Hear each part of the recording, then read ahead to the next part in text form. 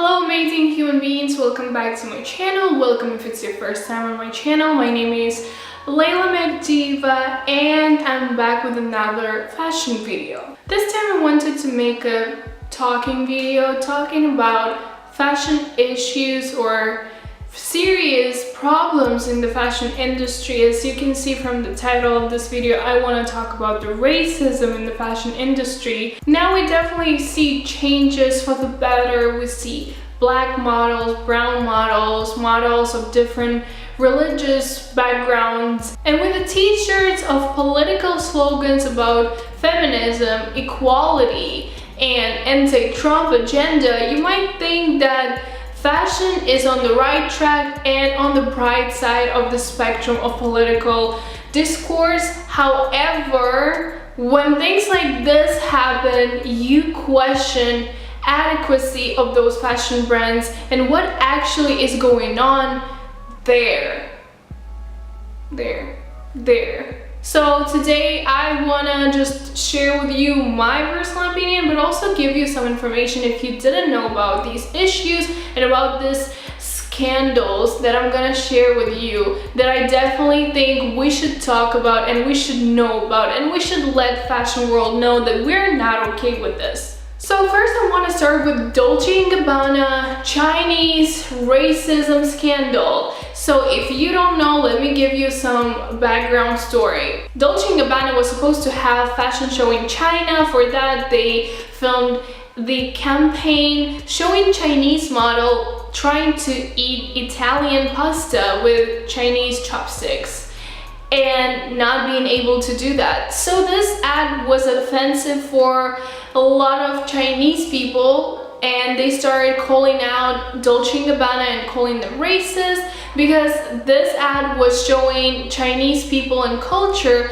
is not good enough to be able to eat Italian pasta. But the scandal doesn't stop with that. Diet Prada's Instagram account shared the picture of Stefano Gabbana's messages to one of his followers, calling Chinese people names and saying that that ad was pulled out by the company people, and if it was his will, he would never take down that ad because it was great, or whatever he said. Basically, the guy was obnoxious. I think after those messages, I can't believe he is still running the company, and I do understand that his name is part of the company's name, but to me that was the end. After this scandal, Dolce & Gabbana official Instagram page published the message saying that their account was hacked. So was Stefano Gabbana's account. Do we believe in that? No, we don't. So didn't Chinese people, and all the models said they are not going to be part of this fashion show. Chinese superstars also said they will never again buy something from Dolce & Gabbana. And the most hilarious and ironic and hypocritical thing about this whole scandal is that for the Lunar New Year, Chinese New Year, Dolce & Gabbana just made this t-shirt because, you know, you gotta make that money, right? As we know officially, Asian Pacific clients make about 30% of Dolce & Gabbana's income, which is a lot. Next brand with its racist controversial design is Gucci, if you haven't heard about this. So Gucci made this polo neck jumper that looks like this.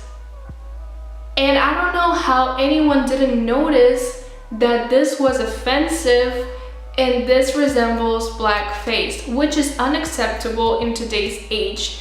With all the social issues and racial injustice that we see, seeing something like this from the fashion brand, it's like, really? But in defense of Fendi, they pulled down the jumper and stopped selling it ASAP after people on Twitter during Black History Months started saying that this is unacceptable. But Gucci not only stopped producing and selling that jumper, they also published explanation and apologies on their Instagram page, describing that now they will take steps to include people of different races and ethnic backgrounds to prevent this from happening again. I think this was the best way to apologize for your mistakes. I don't know what they were thinking about, but I definitely think that this is the way big companies or even small companies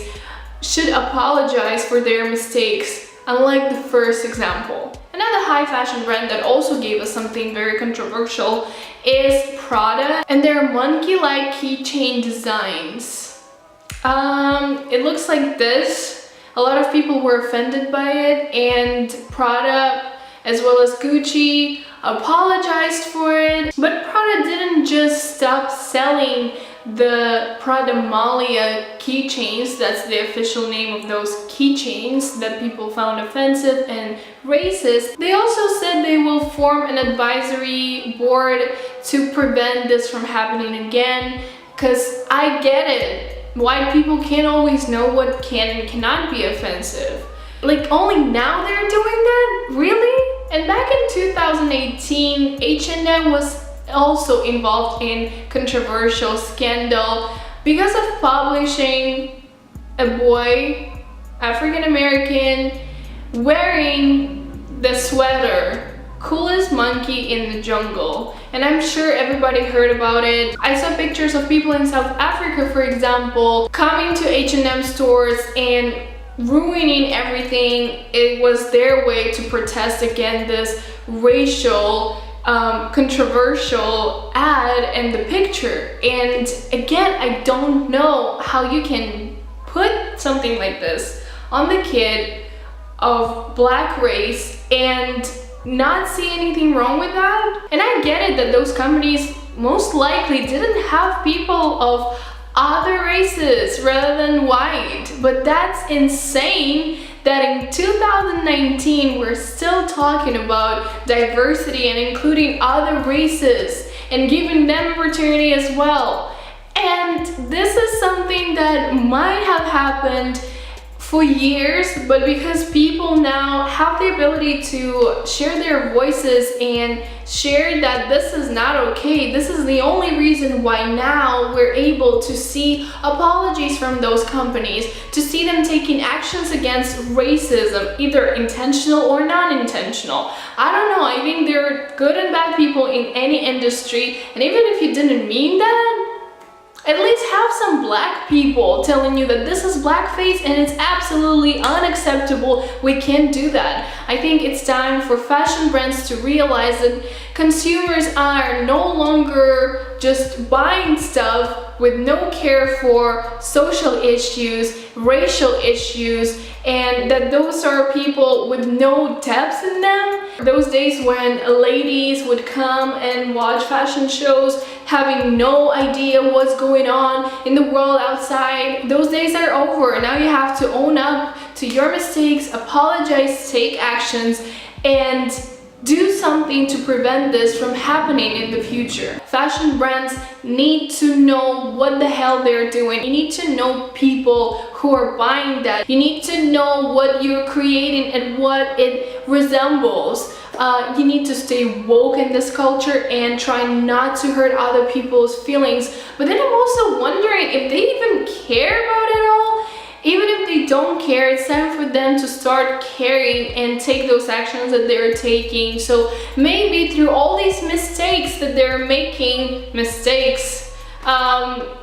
we will be able to make some real changes in the fashion industry and not just get t-shirts with slogans about feminism and equality and whatever else they're making. So that's it from me for today. Just wanted to make you thankful a little bit and share with you these controversial issues and to hear what you maybe have to say about it. This has been on my mind for quite some time and I wanted just to share it. And since I have this platform, I thought why not to do it on my YouTube channel and why not to share. Yes, I love fashion and I believe in fashion. I think fashion is more than just clothes and business, but also I believe in equality and I genuinely hate racists and I will never tolerate anyone being racist, especially something that I love so much, fashion industry. So therefore, here you go. This was my video and I hope you guys enjoyed it.